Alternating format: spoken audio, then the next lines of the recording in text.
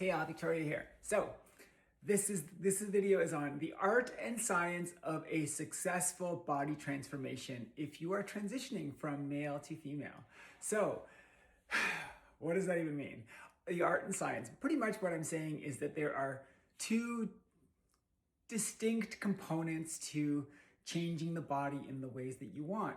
Now, some of it requires technical skill. There is the science of what this looks like. The art is how do we all put it together? One of my favorite analogies for that is a painter. A painter could have immense artistic ability, but very little technical skill. The painting they make probably sucks. Conversely, they have amazing artistic skill and no technical, the other way around. The amazing technical skill and no artistic skill. Guess what? The painting still sucks. It's a combination of both of these things that makes a beautiful painting. And now we're looking to make a beautiful body. So what is the art and science of this? So as we know, a trans person is different than a cis woman or a cis man, which means that if you apply the same principles, you won't get the right results.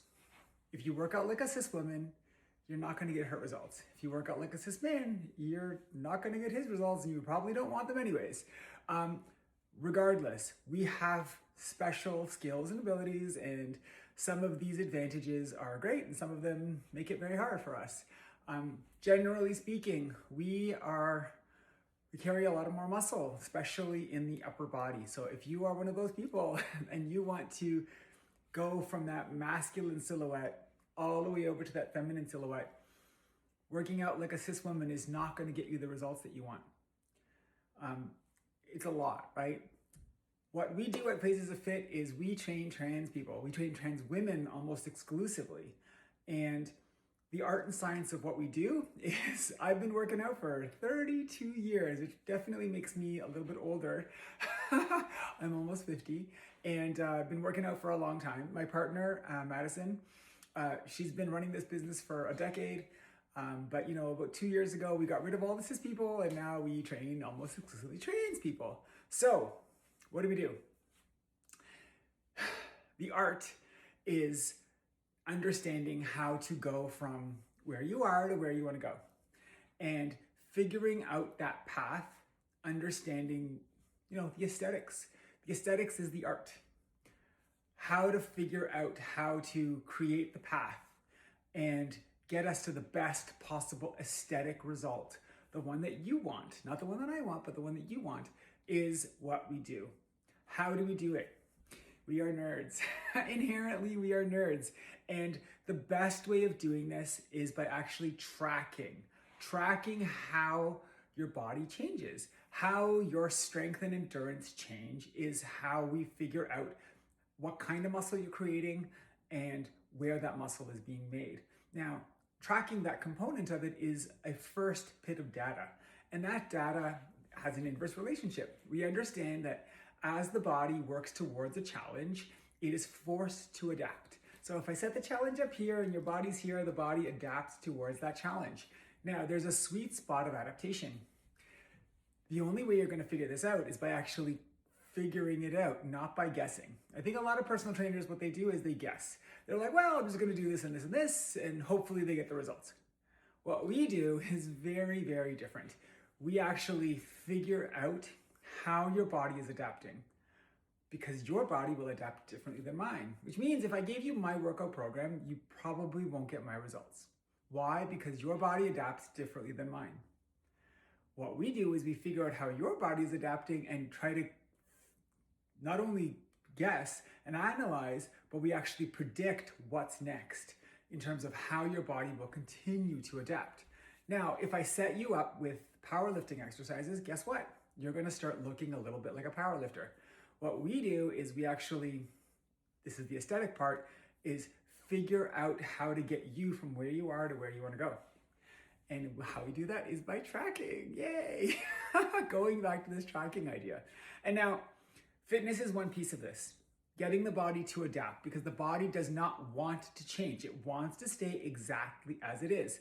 Is it Newton's third law of motion? A body at rest stays at rest, a body in motion stays in motion, and unless acted upon by an external force.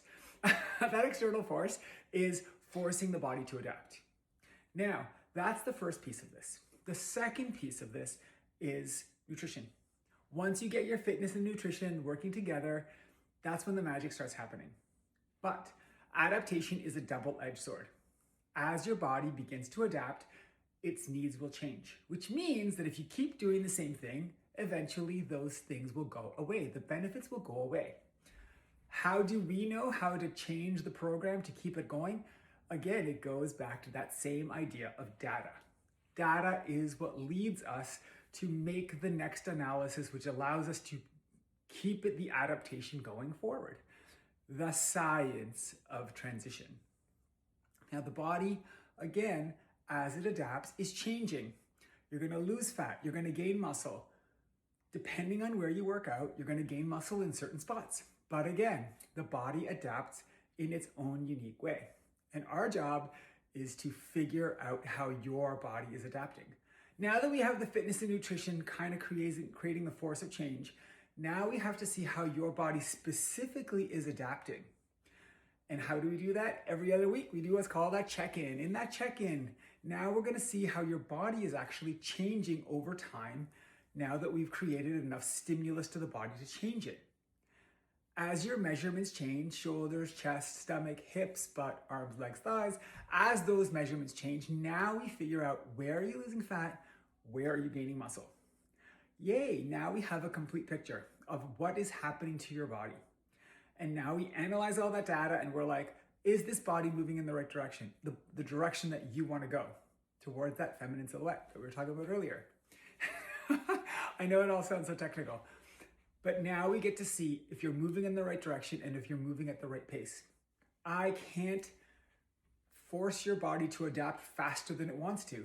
I can only do it in the right way, which means we don't want to put the body out of kilter where it's working against itself. Your cortisol levels rise. Guess what happens? It starts not working. We want to work with the systems that you have. If you're on HRT or if you're not on HRT, regardless, it doesn't change anything. We want to work with the hormones that you have. And also, I'm talking about cortisol, insulin, all of these, your estrogen or your testosterone, whatever it is that you're working with, however much you're working with, your genetic factors, age, gender, all of those other predispositions. Once we get the whole system working together, now the body is changing, and it's changing in a really rapid, effective way. Most people, they take 3 steps forward and 2 steps back. 2 steps forward and 3 steps back. You've taken 10 steps and you haven't gotten anywhere. It's very, very frustrating. Why? Because some things are going this way and some things are going that way. And because of that, you're putting forth all this effort, but you're not getting the results. Our job is to make sure that everything works together in the same direction. So it feels like you're going 5 steps forward and 0 steps back. It's like making 5 times as much money at your job or working for 1/5 of the time. Pretty cool, right? We love that. That's what we want to do. That's what the system that we want to create. And how do we do it? Data. It always comes back to the data. This isn't some hooey-dooey garbage. It's what I've been doing for myself for 30 plus years. It's what Madison and I do for all of our clients. We have now trained hundreds of trans girls. There isn't anybody out there who has the wealth of data that we do on working with trans people and understanding how the trans body differs from the cis body. So, all that being said, we've kind of come full circle to the concept of the art and science of the body transformation. What is it that you want? It really depends. Where are you starting? Where do you want to go? And our job is to figure out a path to get there. If you want this, if this sounds like something that is in your wheelhouse and you really are excited about joining the Phases of Fit family, come and join us. We love our clients. Not only do we do all of this stuff, but we have an amazing community of over 100 girls in our little WhatsApp community, which is our own private group, which means there's no assholes, there's no weirdos, there's no people who are going to be rude to you. It's just a lovely, lovely place. We have events. We've already had 2. Our next one's coming up in April in Toronto. The last one, we had 25 girls fly in from all over the world, and we had a big powwow of sisterhood. It was amazing. And on top of that, I help you with mindset, mental health, help you with any program related questions. And then on top of that, I do also a little bit of transition mentoring if that is your thing, especially if you're one of those people who is early on in your transition. Imagine me like your big sister in your pocket, and I help you do all of those wonderful things that transition is all about, really, which is about becoming your next best self. Bye, all.